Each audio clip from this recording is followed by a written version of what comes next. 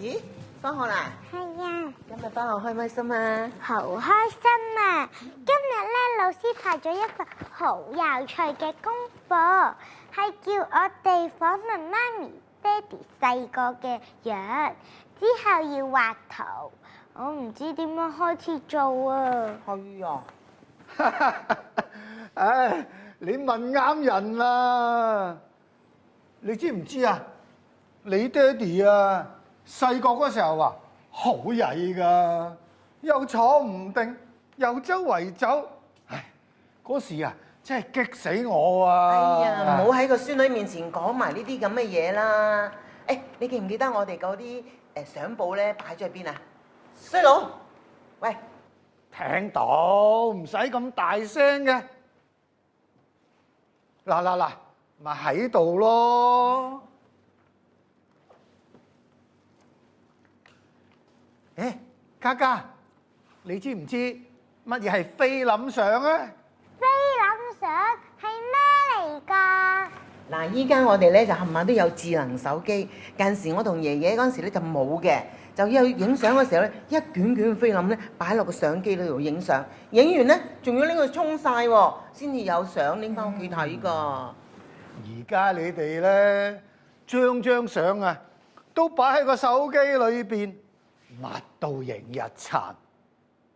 誒，嘉嘉，你睇下呢張啊，以前啊，我同你嫲嫲啊，帶住你爹哋啊，去動植物公園睇動物啊。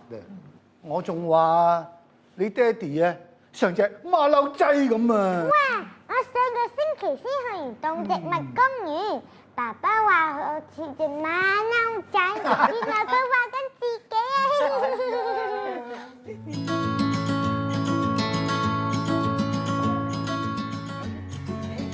咁早翻嚟嘅？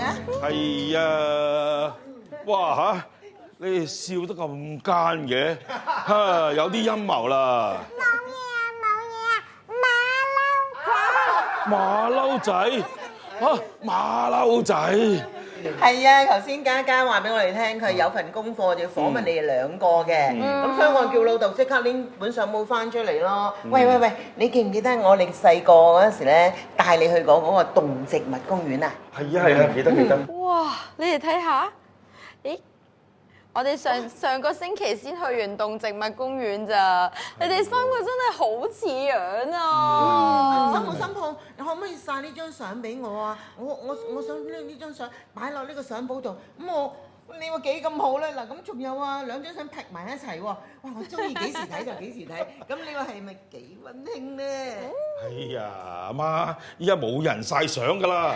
啊，我諗到啦！嗱，你俾部電話我幫大家開一個共享相簿，將老爺啦、老公啦都加埋晒入去，咁到時有咩相咧都可以喺呢度一齊睇，咁又就好似咧屋企有本大相簿咁。